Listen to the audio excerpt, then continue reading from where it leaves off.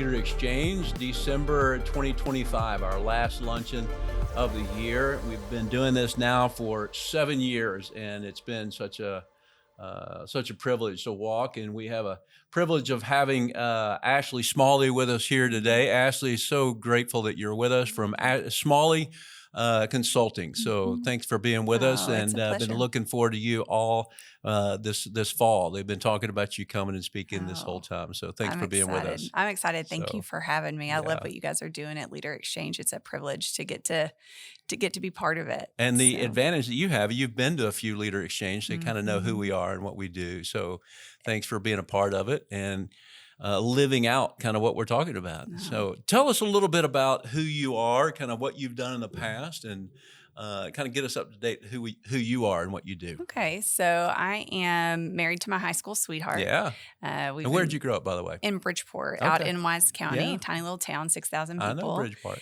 And so we both graduated from high school there and went to college. He's a fighting Texas Aggie, and I went to a little school called Midwestern State in Wichita Falls. Okay. We got married. We've been married for 18 years. We have 3 daughters, 2 biological daughters, and one that the Lord has grafted in as an adult child in the last couple of years.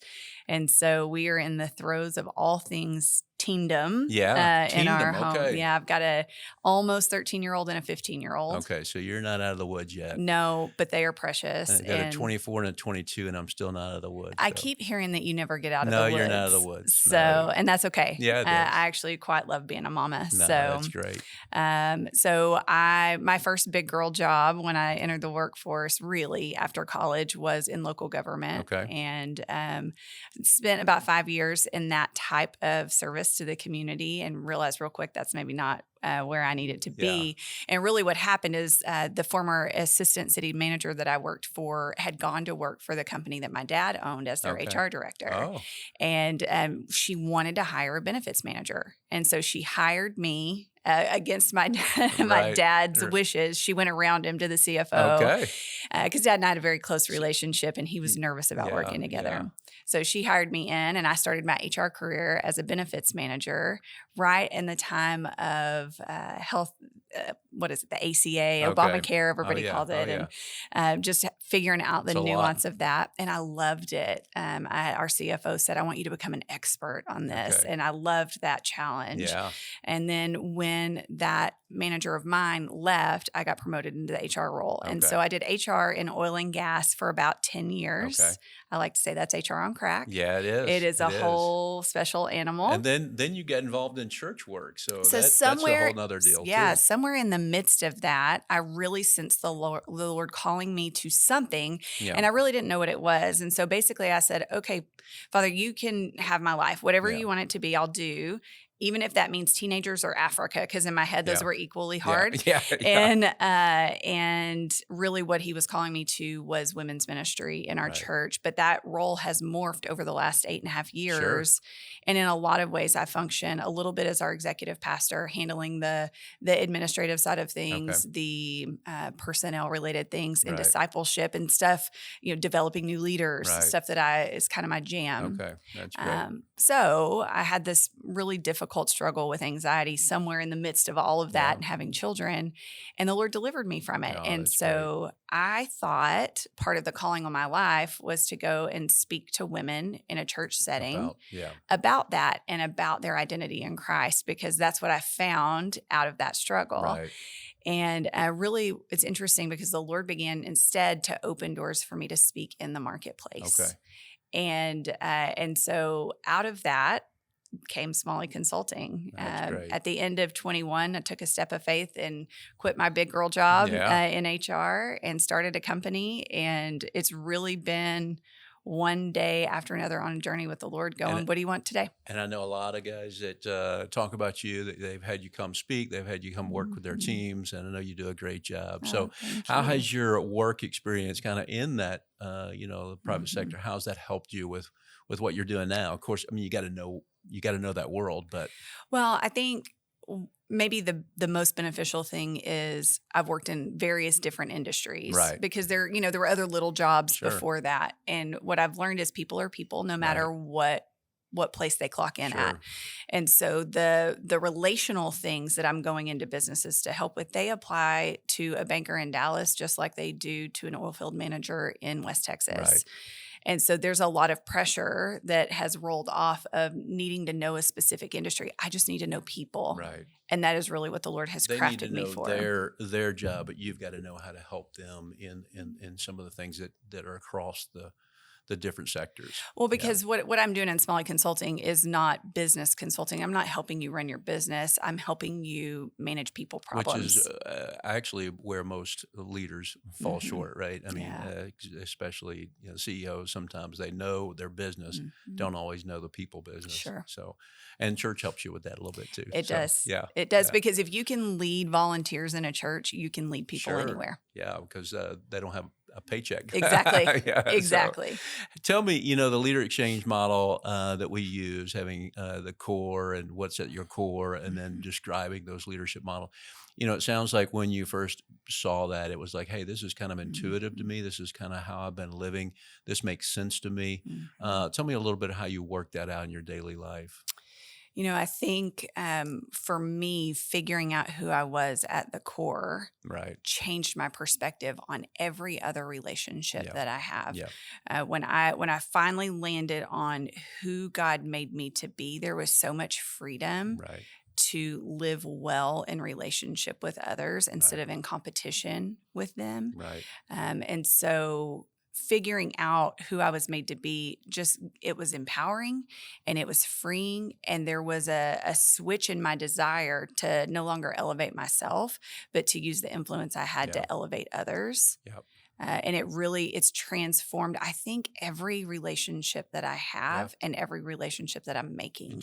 It gives you a peace that ultimately does transform relationships, right? So, well, if I am seeking to please an audience of one with the Lord and his standard is never changing, then if I'm living in that way and you're still not pleased with me, I can sleep tonight. Yeah, exactly. It won't eat me alive. I know who I am, and that's unshakable versus chasing a standard of the world, whatever that may be, where the target's moving all the time. Because different people are going to have different things. You never know what that is. Exactly. So, tell me, you mentioned the anxiety in terms of, was that kind of the core of the switch that you made that helped you with the anxiety? 100%. It was about a 6-year stretch of time that I thought would never end. And hands down, the hardest thing that I've lived through up until the time that my preteen daughter started dealing with it was actually much harder for my child to suffer. But for sure, in that, I was so desperate. The rest of my life felt like if I just worked hard enough at something, I could get through it. I could figure it out. I could find a solution, a lot of self-reliance. And what I found in that is I was so desperate and I couldn't help myself. And so going to the Lord in desperation and begging him to help me, he didn't rescue me right away, which some might feel is harsh, but I was pretty hard-headed. And it took a little while for him to break my pride and my self-reliance down. And what I found to put in its place was so much sweeter. It was a reliance on Christ at my center instead of myself. And really, that's where all of my confidence came from.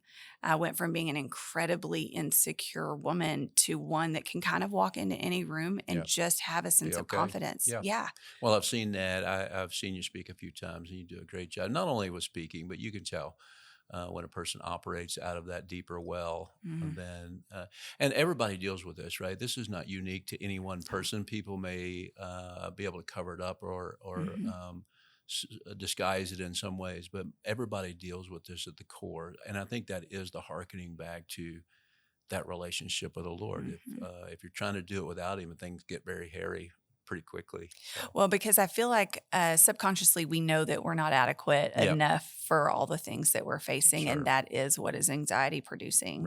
But to know the one who knows all things and who loves me deeply and who is working things for my good and his glory, okay, I don't have to have it all figured out. I just got to go to the one.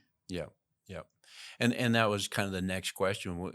How does having Christ at the core transform your leadership, not only in the home with your kids, but at work and with your speaking, with your consulting?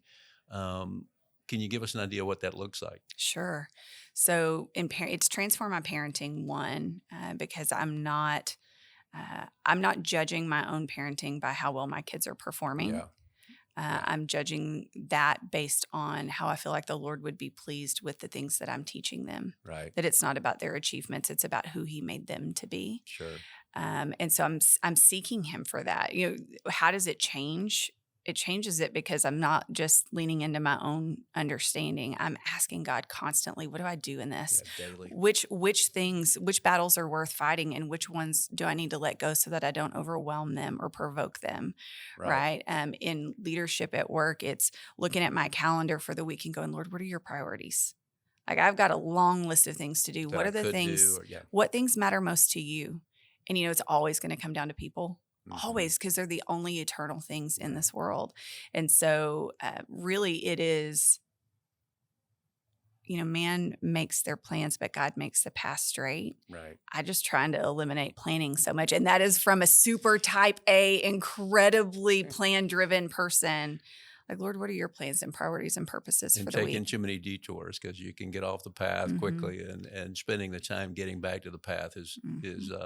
it's a lot of wasted time. So Well, and He's teaching me that so often the people problems that plague us are not interruptions, they're yeah. opportunities. Right. That is the I'm kingdom still work that learning He's. that one. Yeah, me too. Yeah. Me too. Tell us a little bit about Smalley Consulting and what you do there and how you help Mhm. companies. So our focus is building unity one team at a time. Okay. And the heart behind that is if we can put tools in people's hands to have better workplace relationships, they can be more effective and enjoy their work more. Which in itself transforms everything, right? Yes. Yeah. Yes. And so it takes lots of different shapes. Today I'm going to give a keynote on Right. something, and that's one way.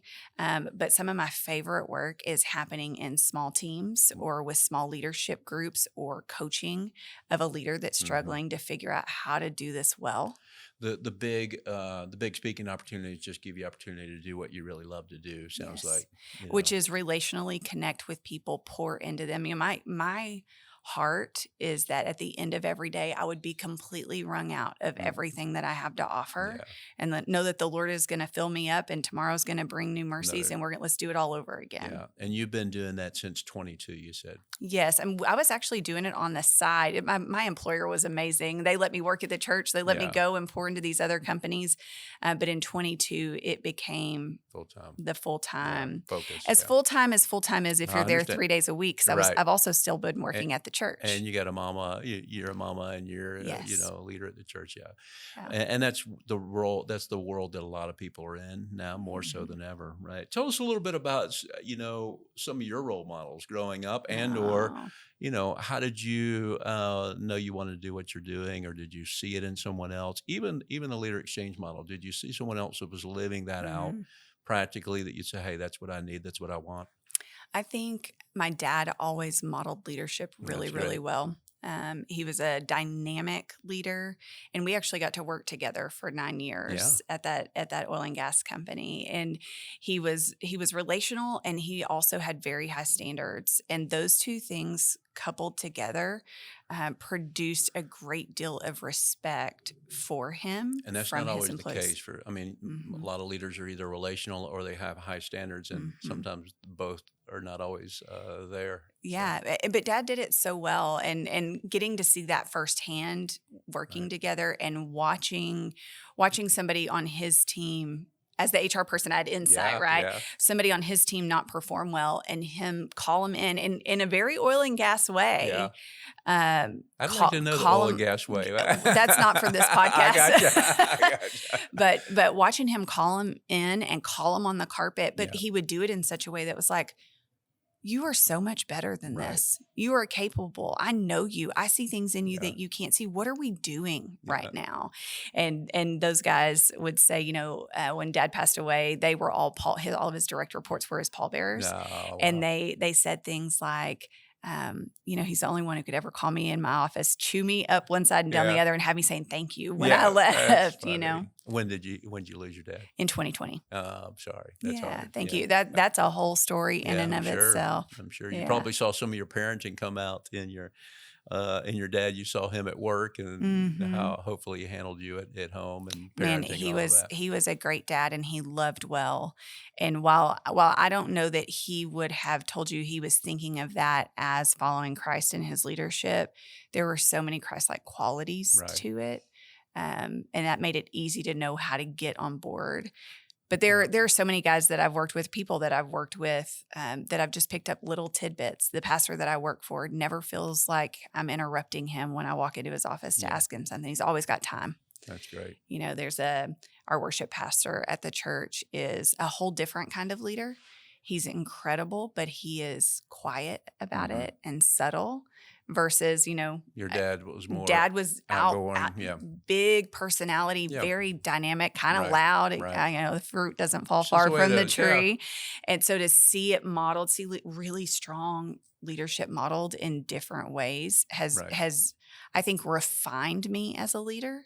And that every leader doesn't have to have a certain personality. I think Good to Exactly. Great was a great book to Mhm. kind of bring that out, that the leaders that have been leading long term and have been successful long term don't always have that super big personality. Mhm. They're just people who lead Mhm. well over the long haul. So Yeah. Well, and I watch Alex do that really well. This worship pastor, he loves people well, and that doesn't have to be loud. no, and that is leadership, right, at the Mhm. core, and that's really what we're trying to encourage. So, I would say Leader Exchange, our mission is to help people live their faith out in every aspect of their life, Mhm. because sometimes we do um, kind of categorize things. Okay, Mhm. my faith life, and then my rest of my life, but that those things are integrated, and it's when you Mhm. integrate that. It really has meaning, right? It's not just Mhm. something for a Sunday morning, but it's integrated in everything you do, and that's how you're living your Mhm. life, and that's what we're trying to encourage. Um, Kind of as in the consulting area, what do you see when you see business? What's the biggest failure? What causes teams to fail or Mhm. businesses to fail as you've kind of Mhm. interacted with a lot of different groups? In a single word, Yeah. pride. Yeah. Pride will divide every single Yeah. time. There is a quality, pride can come out in lots of different Sure. ways. It can be a demand to have my own way. It could be that it makes me quick to anger or it makes me question whether I'm being respected. Yeah. But it's divisive at its Yeah. nature. And I think if we want to be a cohesive team or a really strong leader, we've got to Humility. lead with humility. Yeah. And it's hard because it's insidious. It sneaks in so many different ways, and you can think you've kind of got a hold of it, and you Right. watch it leak out in a different way. Even this week, the Lord is showing that there is still so much room for sanctification in my heart Oh where yeah. humility is concerned. Sure. All of us do. So pride in terms of teams, and which leads to other business failures. How have you seen that work out in terms of just someone who says, "Hey, I can't get along with this guy. I can't get along with her. I'm out of here," kind Hmm. of thing, where people just give up on the mission, or Sure, and they leave, right, and the problem doesn't get corrected, so right, it perpetuates brings the next itself. person in, and Yeah, and I've been guilty of that. I left a job because I did not respect the leader, right, and I didn't have the skills yet right, to know how to communicate the things that were frustrating and undermining of the authority that I did yep, have in the role I had. yep, And I look back at that as my first big girl job, and I left and thought, when I think about it now, man, I really didn't make that organization any better when I left it. I left it in dismay. or If I was going crippled, to leave, I at least should have addressed the issues to make it right. better for the ones who would follow. Let's talk briefly just on that issue, Mhm. the issue of humility, but also honor, right? So Mhm. those two are, I think, two opposite sides of the same coin. Mhm. You got to be humble on one side, but also as someone who's leading under someone else, there's Mhm. this honor that has to be in place, and both Mhm. sides are really important. Any thoughts on that? Well, I know That scripture. wasn't on that That's wasn't on the okay. question sheet. I'm ready for this. I'm ready for this Yeah. question. Um, the Word of God talks a lot about honoring others, Yeah. honoring those who are Yeah. in leadership over you, esteeming others more highly than yourself, Right. that sort of thing. And so, anytime I am not operating in that, there is a good Yeah. hint that probably pride is at work somewhere in my Sure. heart.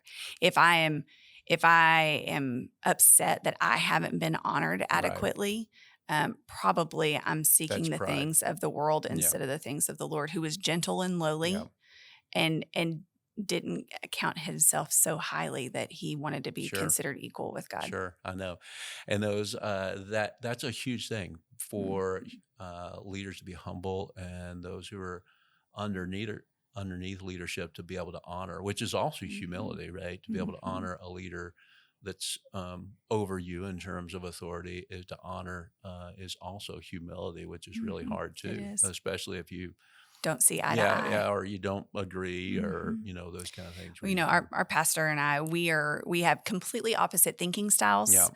He's very big picture. I'm very analytical in the right details, and we don't always agree on how we're going to approach something right in the church. And the number of times I've walked into his office and said, "I don't think this is a good idea, and here is why." However, yeah. if this is how we go, there's nobody else in this church body Yeah. who's going to know that I didn't agree with you And that's fully. honor, right? Hmm. That's honoring leadership. So that plays out in your parenting, Hmm. with kids, with children, raising them from a very early age to say, Hmm. hey, I want to lead well, being humble with them, but also being, teaching them to honor you and honor others.